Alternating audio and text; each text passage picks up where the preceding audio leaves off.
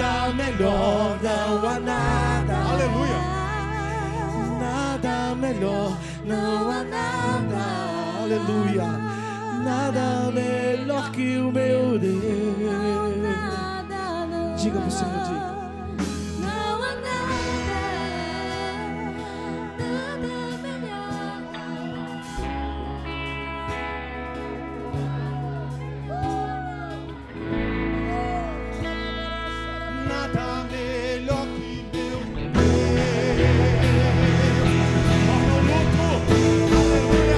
Torna o luto em festa, a vergonha em glória, traz beleza às cinzas, o Senhor pode fazer. Traz a vida ao sepulcro, faz de ossos soldados, faz no mar um caminho, o Senhor pode fazer, só o Senhor pode fazer, o Senhor pode fazer.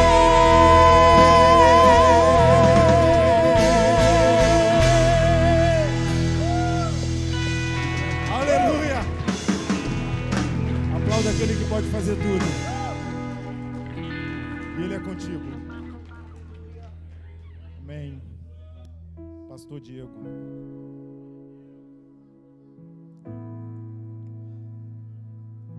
Aleluia, Jesus. Obrigado, Deus. Obrigado, Jesus. Só o teu amor pode fazer.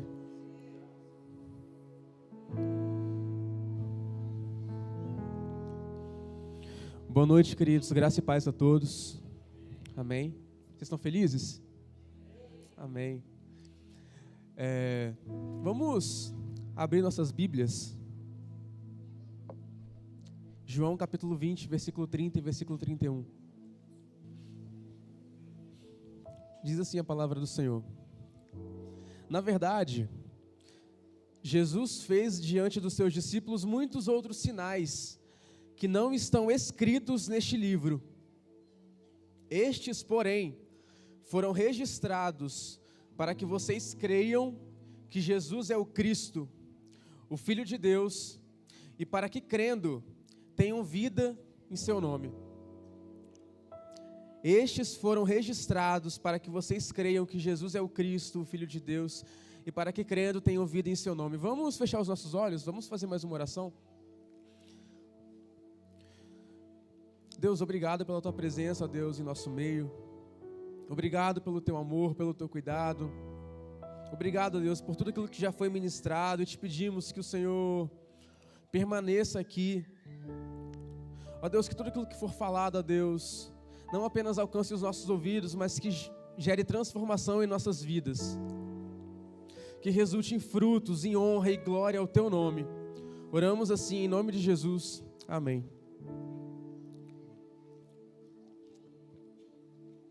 Gente, tem uma música do Eric Clapton, que ela é Tears in Heaven. Tears in Heaven.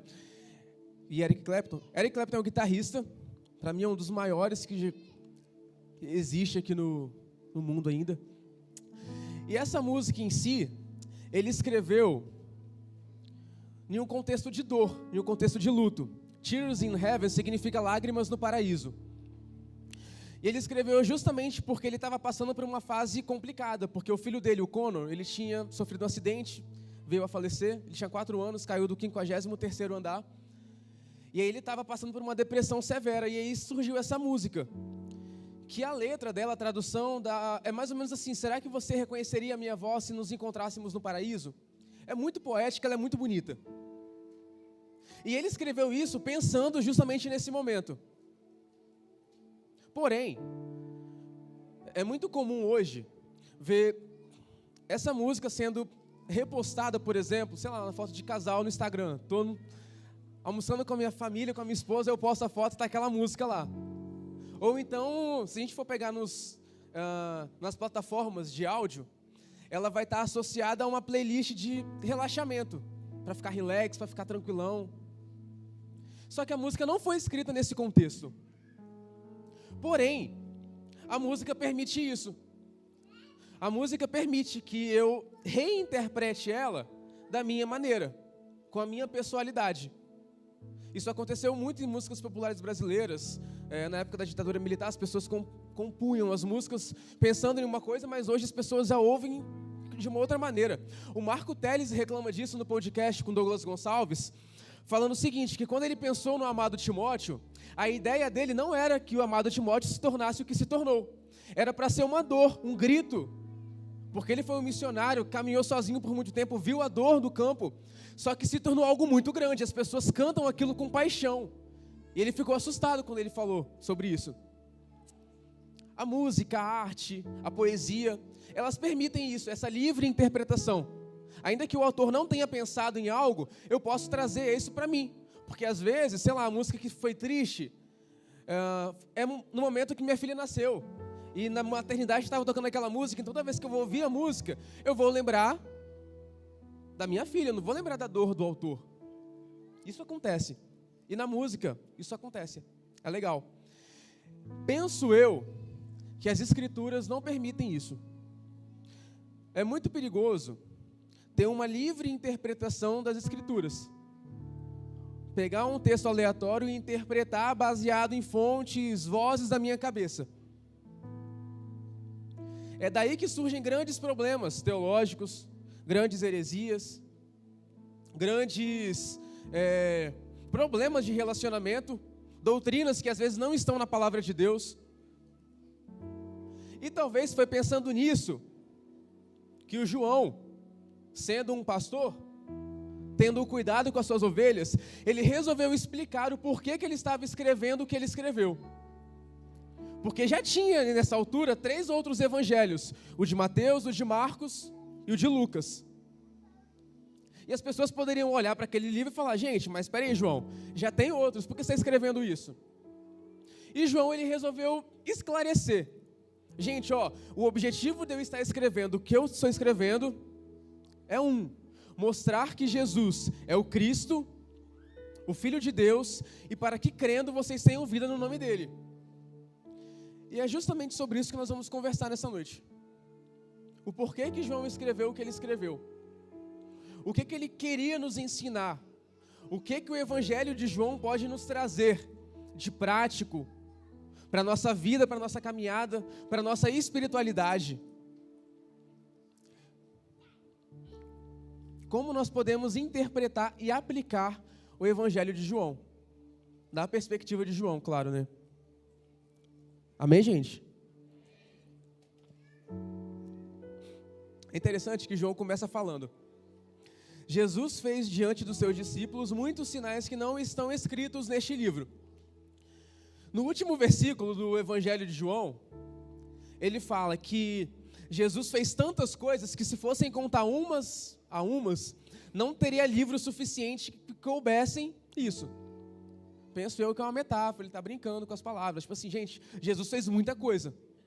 Mas dentre isso, João foi muito estratégico e muito intencional em escolher 7 momentos, 7 grandes feitos de Jesus.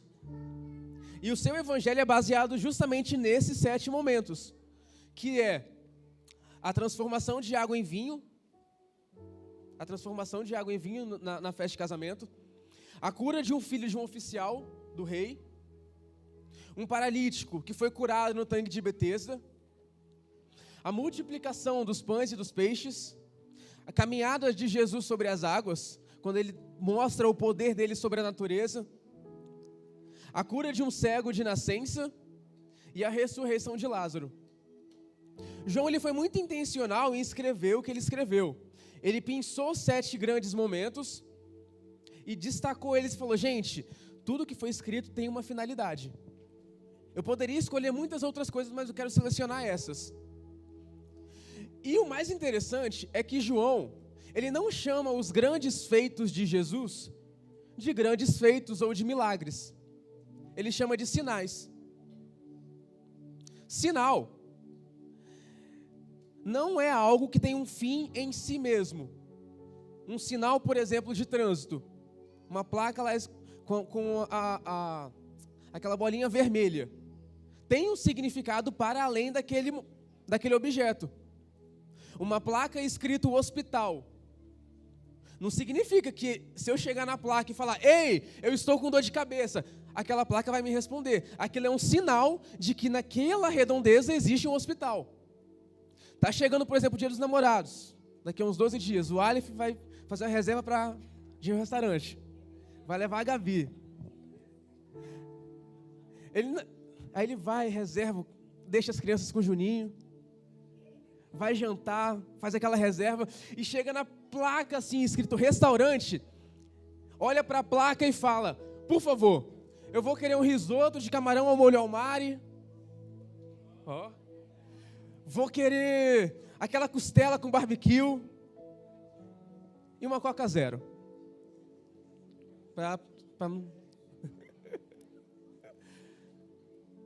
Faz sentido isso, gente? Não, a placa não vai responder. A placa significa que existe um restaurante ali. E João, de maneira muito intencional, ele fala que os milagres de Jesus são sinais. Sinais para algo que estão para além deles. E é muito comum hoje, acho que hoje não é sempre, a gente chegar até os sinais de Jesus e parar nos sinais de Jesus. Sendo que os sinais de Jesus apontam para Ele. Não tem problema chegarmos até os sinais. Não tem problema chegarmos a Deus por conta dos biscoitos, né, Dai? O problema é a gente parar nos sinais, sendo que os sinais estão aqui e tem uma placa apontando para lá e Ele está lá. E é isso que João está falando, gente, é um sinal. Então, gente, que os nossos olhos, primeira coisa que eu anotei aqui, que os nossos olhos, ainda que a gente precise, não estejam fixos nos sinais, por maiores que eles sejam, mas que nós voltemos a nossa atenção na direção em que os sinais estão apontando. E João continua falando, gente, eu escrevi isso para que vocês entendam que Jesus é o Cristo, o Filho de Deus. O que significa o Cristo, o Filho de Deus? Porque João, sendo um judeu, ele começa o seu evangelho falando, gente, ó, no princípio era o verbo estava com Deus e o verbo era Deus, e vai construindo tudo, e depois ele chega e fala, gente, ele veio para os que eram seus, mas os seus não o receberam. E aí eu me faço uma pergunta, por que é que eles não receberam? Sendo que ele veio, todo judeu tinha uma expectativa de que o Messias ia vir. Desde Moisés, o povo aguardava com expectativa, Jesus vai vir. O Cristo vai vir, o Messias vai vir, Ele vai nos libertar. Tanto é que quando Jesus está conversando com a mulher samaritana, Ele está dialogando lá com ela, e daqui a pouco lá pelas tantas ela chega, tá bom. Quando Cristo vier, Ele vai nos ensinar. Aí ele, alô, prazer, Cristo? As pessoas tinham expectativas a respeito do Cristo, mas João disse que eles não o receberam. E por que não receberam? Talvez porque as expectativas deles acerca do Cristo não se pareciam com o Cristo de verdade.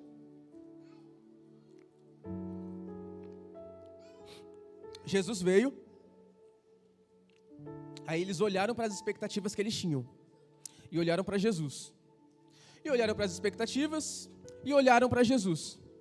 E a conta não bateu. E ao invés de eles ficarem com Jesus, eles ficaram com as suas expectativas. Qual era a expectativa dele, gente? Que havia alguém semelhante a Moisés, um líder que vai nos libertar do Império Romano, que vai nos liderar, que agora nós vamos ser uma nação vitoriosa, próspera, com poder bélico, ninguém vai mais nos dominar, acabou isso, passou, chega, acabou. Só que Jesus vem de maneira diferente. Como Isaías diz, ele veio como raiz de uma terra seca, que não tinha aparência nem formosura, homem de quem as pessoas desviavam o seu rosto, homem de dores, experimentado no trabalho. É engraçado que quando Filipe chega para Natanael, lá no capítulo 1 de João. Filipe chega, Natanael, nós encontramos, cara, o Messias, aquele de quem Moisés falava. E Natanael fala, caramba, onde? Pô, onde que ele está? Quem é ele? Aí Filipe fala, é o filho do Zé, filho do José. Aí o Natanael, José?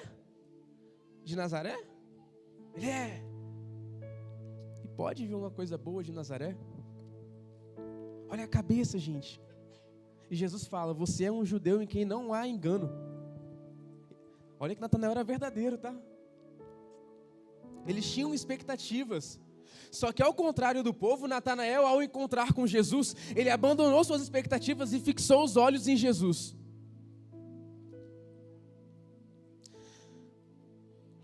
E eu pergunto, qual é a nossa expectativa em Jesus? Porque se a nossa expectativa estiver alicerçada em um Jesus diferente daquele que está na palavra de Deus, talvez a gente vai se frustrar. E João, ele responde essa pergunta. Qual deve ser a nossa expectativa nele? Ele fala que ele veio para os que eram seus, mas os seus não o receberam. Mas a todos quanto o receberam, ele deu-lhes o poder de se tornarem filhos de Deus. A palavra poder aqui, ela é a exousia, no original, que dá uma ideia de autoridade, de legitimidade, de direito. Ou seja, veio para os que eram seus, mas os seus não o receberam. Mas quem o recebeu, ele deu o direito, a autoridade, a legitimidade de se tornarem filhos de Deus.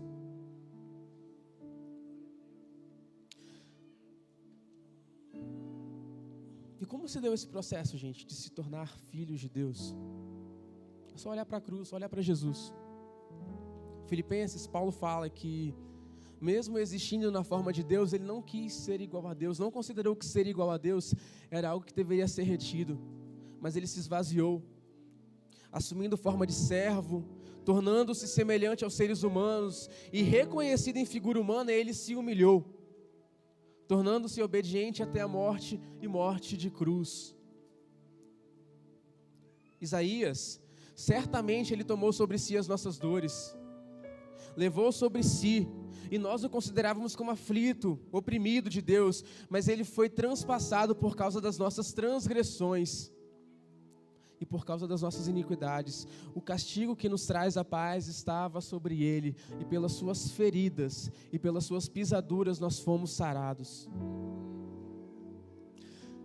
Será que essa é a nossa expectativa em Jesus?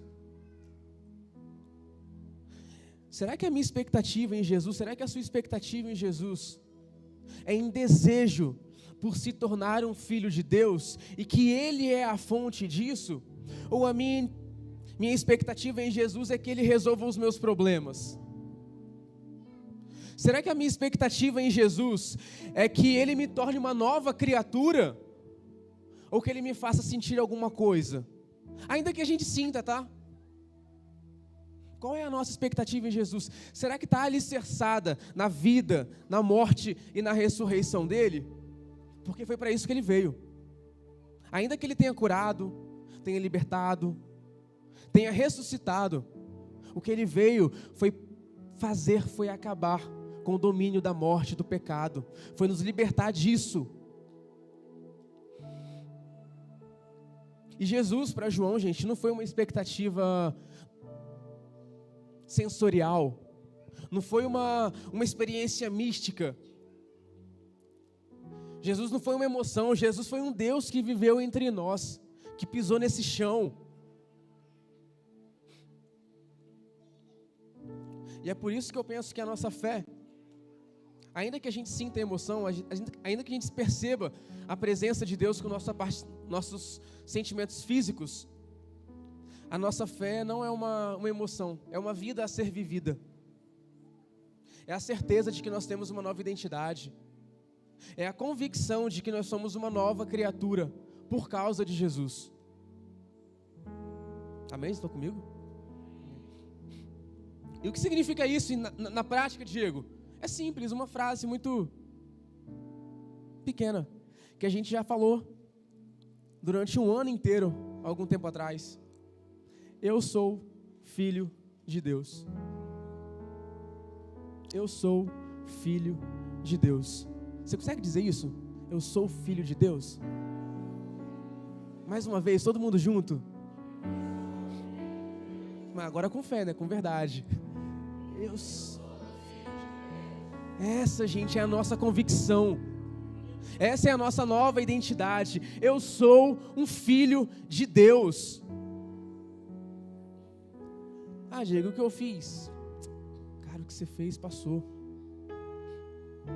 Jesus tem coisas novas. Tem um exemplo que eu sempre gosto de fazer, só que a Damiris não deixa mais fazer, que é um exemplo do copinho. Mas uma coisa é certa, gente, eis que tudo se fez novo por conta de Jesus. Vamos ler Romanos 8, versículo 31 em diante.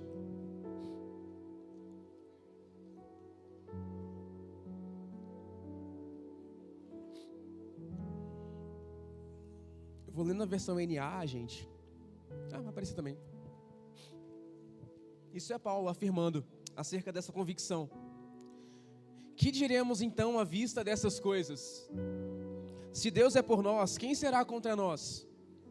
Aquele que não poupou o seu próprio filho, mas por todos nós o entregou, será que não nos dará graciosamente com ele todas as coisas? Quem intentará a acusação contra os eleitos de Deus? É Deus quem os justifica. Quem os condenará? É Cristo quem morreu, ou melhor, quem ressuscitou, o qual está à direita de Deus e também intercede por nós. Quem nos separará do amor de Cristo? Quem nos separará do amor de Cristo? Será a tribulação, a angústia, a perseguição, ou a fome, ou a nudez, o perigo, a espada?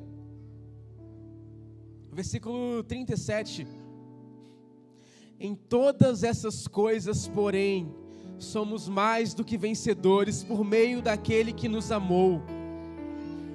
Porque eu estou bem certo de que nem a morte, nem a vida, nem os anjos, nem os principados, nem as coisas do presente, nem as coisas que virão, nem poderes, nem alturas, nem profundidade, nem qualquer outra criatura pode nos separar do amor de Deus que está em Cristo Jesus, o nosso Senhor. Aleluia, gente, essa é a nossa convicção. É isso que João queria dizer. Por que vocês olham? Quais são as suas expectativas com relação a Jesus? Será que é nisso que está fundamentada a sua fé nele? Em que Ele nos amou, em que não há mais condenação? Ou será que eu tenho olhado Jesus somente para essa vida, para essas coisas, para o que Ele pode fazer para mim na segunda, na terça e na quarta? Ainda que a gente precise, Ele é poderoso para fazer. Mas qual é a nossa real expectativa em Cristo? E quando nós nos depararmos com Ele, será que nós seremos igual a multidão que olhando para Jesus preferiu ficar com as suas expectativas? Ou seremos como Natanael que quando olhou para Jesus e olhou para as suas expectativas falou, chega expectativa, eu quero Jesus. Qual é a nossa expectativa nele? Essa pergunta eu acho que é, pessoal, brinca, a pergunta de $1 milhão, porque ela resulta em uma transformação, em uma ação prática depois daí. Porque João fala, eu escrevi para que vocês tenham vida, aliás, eu escrevi para que vocês creiam que Ele é o Cristo, o Filho de Deus, e crendo nisso, vocês tenham vida. E aqui, gente, eu confesso que eu entro num receio, porque talvez o que eu interpreto como vida, João, os apóstolos, eles têm outra concepção de vida. Olha para a vida de Paulo, por exemplo. O que Paulo considerou como vida? Será que é a mesma coisa que eu tenho considerado como vida? João, o que João considerou, o que Pedro considerou como vida, quando ele falou, para onde iremos, Jesus? Só tu tens palavras de vida eterna. Será que é a mesma coisa que eles pensavam acerca de Jesus, acerca da vida, é o que nós pensamos?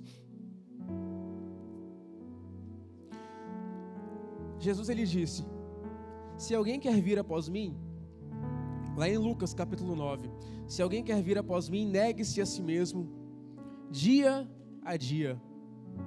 Tome a sua cruz e siga-me. Quem quiser salvar a sua vida, vai perder. E quem perder a sua vida por minha causa, este a salvará. Hernandes Dias Lopes, ele fala que aquele que não se dispõe a carregar a cruz, não será apto a usar a coroa.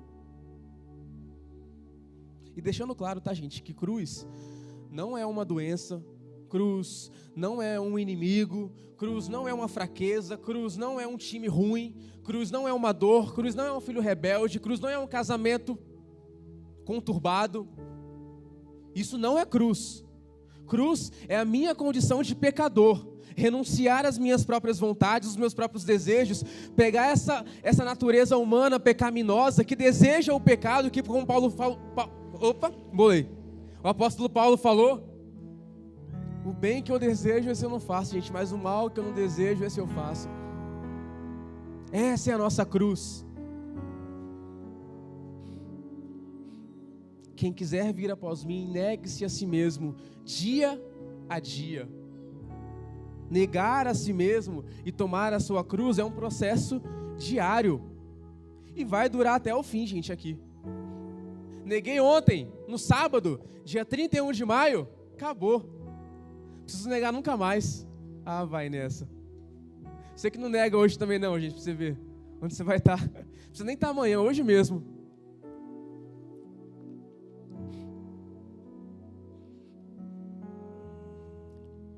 É considerar-se morto. Negar a si mesmo é considerar-se morto para o pecado. E andar, literalmente, com um atestado de óbito embaixo do braço. E poder falar igual Paulo, já não sou eu quem vive, mas Cristo vive em mim. E a vida que agora eu a vivo pela fé no Filho, em Jesus, naquele que morreu, que se entregou por mim. Essa é a nossa expectativa. Resulta, a fé em Jesus, a fé no Cristo verdadeiro, resulta em uma vida prática de renúncia, de tomar a sua cruz diariamente e segui-lo. Tem um termo que está bombando hoje no meio digital, que é o FOMO, F-O-M-O, Fear of Missing Out, que é o medo de ficar de fora. Isso gera ansiedade, gera vários transtornos. Especialistas têm olhado já nessa direção. Que as pessoas ficam preocupadas de não estarem sabendo de ficar de fora do que está acontecendo. Ícaro, você soube da Virgínia? Você soube do Neymar, cara? Não. E eu fico atordoado, não, eu preciso saber. Aí eu preciso olhar. Aí de 3 em 3 minutos eu pego o meu celular, abro ele e vejo o que está acontecendo. Vejo histórias de todo mundo. Opa, postou mais um. Chega a notificação, eu vou olhar, porque eu tenho medo de ficar de fora. Isso é loucura, tá? Isso está acontecendo. O contrário disso é o JOMO. J-O-M-O. Joy of Missing Out. A alegria de estar perdendo isso. Normalmente, especialistas apontam que quem tem isso é como se fossem as pessoas mais velhas. Tipo, que já olharam para a tecnologia e falam, cara, não vale a pena não. É igual aquelas pessoas que... Pastor Wagner, Pastor Isaac, eles têm um sítio. E ele fala, gente, minha vontade é ir para o mato e ficar lá. Aí eu penso, Deus me livre. Tem nada para fazer, gente, no mato, meu Deus. Uma vez eu fui pescar com o pastor Renato, gente. Aí a gente tá lá, né? Aí tô lá. E ele se divertindo ali. E não pegava nada, mas estava se divertindo. Ixi. E passou 1 hora, e eu falei, gente, não vai acabar isso não, meu Deus do céu. Hoje não... E ele se divertindo, e eu, meu Deus, agoniado. Eu acho que eles chegaram já nesse lugar, sabe, da alegria de estar perdendo um monte de coisa que é irrelevante, que não vai gerar edificação. E talvez isso que nós deveríamos buscar, sabe, essa alegria de estar perdendo. Claro que esse é um exemplo do meio digital, mas se a gente trazer para a nossa realidade, será que a gente tem alegria de perder as coisas deste mundo? Ou a gente tem medo de perder as coisas deste mundo? Eu tenho mais alegria ou eu tenho mais medo? Isso resulta de uma visão. A visão que eu tenho de Jesus revela o coração que eu tenho com relação a essas coisas. Porque se eu olho para Jesus e percebo que Ele é tudo, Ele é a fonte, como nós cantamos, se eu tenho a Ti, eu tenho tudo, e nada mais, nada além de Ti. Eu estou alegre por estar perdendo isso. Eu estou alegre por não saber do que está acontecendo ali fora. Eu estou alegre de estar, não vivendo no mundo da bolha, sabe? Mas alheio, não quero me preocupar com isso. Eu tenho coisas mais importantes a ocupar minha mente, o meu coração. Como Paulo falou, ocupem-se das coisas que são do alto. Que nós tenhamos alegria, gente, de estar perdendo. Já encaminhando para o final, João, lá no capítulo, na sua carta, primeira carta dele, ele fala o seguinte, acerca de Jesus também: o que era desde o princípio, o que ouvimos, e com os nossos olhos, nós o enxergamos, que contemplamos, e as nossas mãos o apalparam, a respeito do verbo da vida, a vida se manifestou, e nós a vimos, e dela nós damos testemunho. João estava falando de Jesus. Jesus, como eu falei, não foi uma experiência mística. Jesus foi um Deus palpável, um Deus presente, um Deus aqui, um Deus no agora, que experimentou aquilo que a gente experimenta.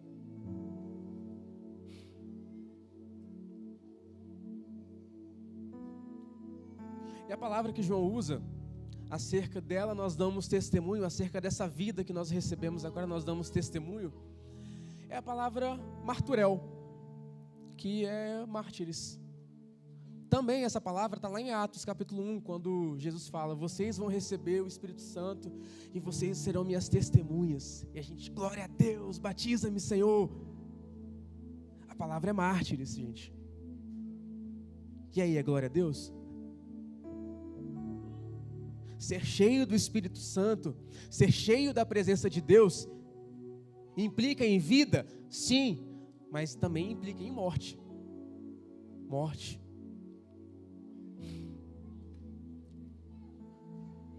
Ah, tá. Então Diego está dizendo que eu vou morrer? Não sei o que Deus está requerendo de você. Mas uma coisa é certa, entendendo quem Jesus é, a obra da cruz, entendendo aquilo que Jesus fez por nós e que existe uma nova vida disponível, o nosso caminhar deve ser diferente. O nosso caminhar não pode mais ser o mesmo.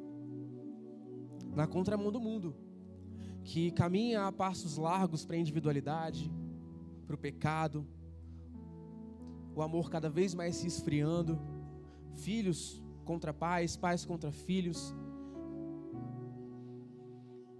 cada um visando a sua própria vontade, os seus próprios desejos.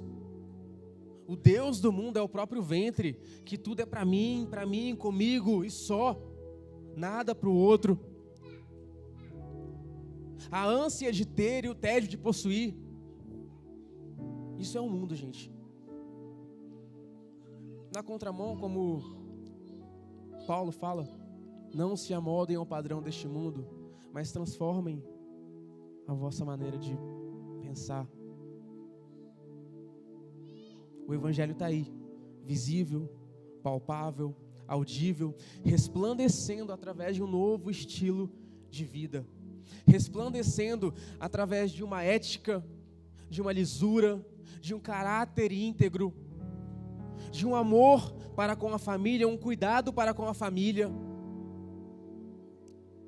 um desejo por aquilo que Deus deseja, um amor para aquilo que Jesus ama e repulsa por aquilo que Deus não gosta.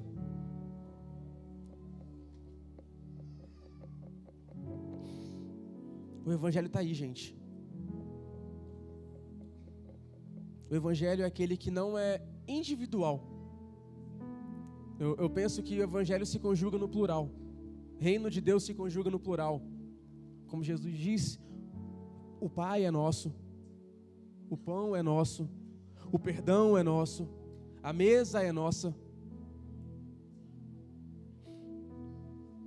E concluindo, que a gente entenda, sabe, que a realidade do Evangelho, que a realidade de Jesus, a realidade da obra, da cruz, da ressurreição, esteja presente, ainda que não totalmente, que nós tenhamos uma intenção voltada, Senhor, eu quero te conhecer mais, eu quero mais de ti, Senhor. Que os sinais sejam apenas sinais, que quando a gente olhar para os sinais, por maiores que eles sejam, a gente dê um passo na frente dele e olhe na direção que ele está apontando, porque os sinais apontam para Jesus.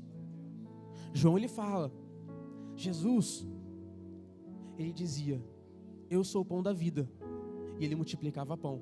Ele fazia e apontava para quem ele era. O que ele fazia apontava para a realidade de quem ele era. Ele falava, eu sou a ressurreição e a vida, eu sou a luz do mundo. E ele foi e abriu os olhos de um cego.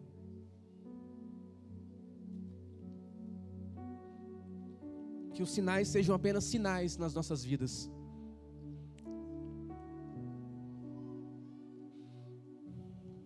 Talvez, gente, fazer uma pausa. Talvez a gente entrou aqui, ou alguns, precisando de um sinal na sua vida. Nós somos pessoas. Como nós cantamos, o Senhor pode fazer.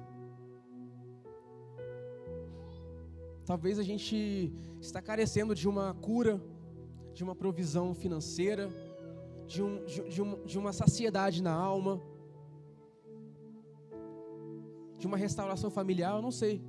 Qual é o sinal que você precisa na sua vida?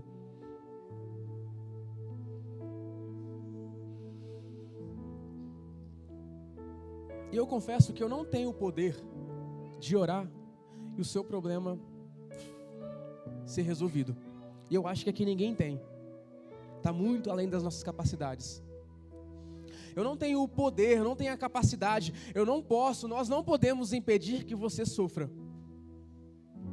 Mas nós podemos impedir que você sofra sozinho. Nós podemos impedir que você sofra sozinho. O Evangelho se mostrou palpável. Jesus se mostrou uma pessoa real, que tocava nas pessoas. E nós estamos aqui para sermos pessoas reais. Não crentes imaginários, não, pessoas reais, pessoas comuns, pessoas com as suas dificuldades, com as suas falhas, com os seus acertos, com a sua devoção, com o seu coração entregue a Jesus. E que ao nos depararmos com Cristo, entre as nossas expectativas e Ele, nós o escolhamos. E que este Evangelho nos torne novas criaturas todos os dias. Novamente, pessoas palpáveis, pessoas reais. Pessoas simples, como Jesus. E que a gente não tenha medo de perder isso aqui. Pelo contrário, que a gente sinta prazer em perder isso. Entendendo que Jesus é muito maior. Jesus é muito mais precioso. Jesus, Ele é a nossa fonte de saciedade. Às vezes eu vou até Jesus, Jesus, preciso de um sinal. E Ele fala, vem pra cá, conversa comigo. E depois eu percebo que o sinal não precisa nem pra nada. Deixa o sinal lá, Jesus. Deixa o problema pra lá, eu quero o Senhor.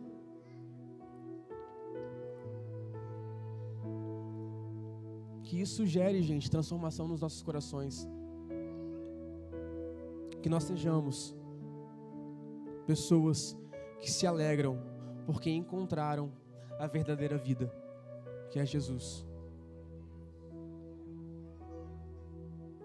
Tem uma música do Marco Teles que ele fala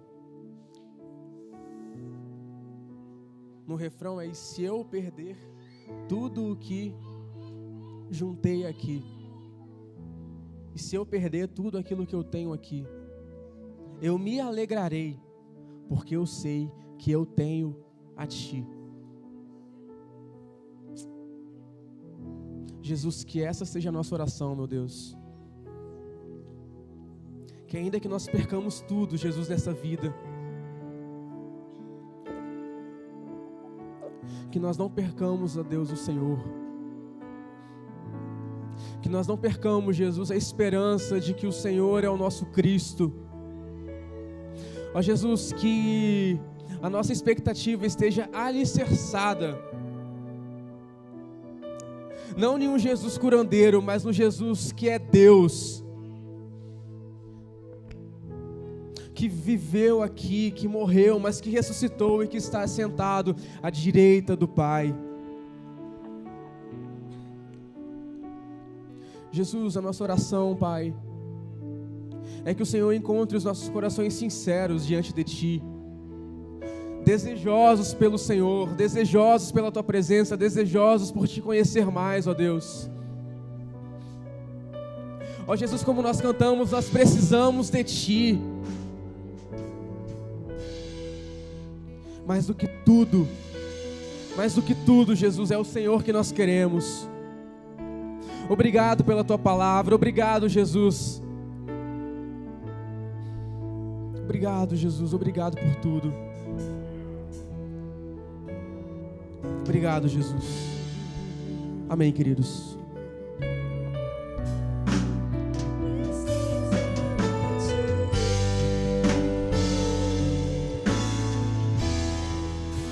Distante de Ti, Senhor, não posso viver.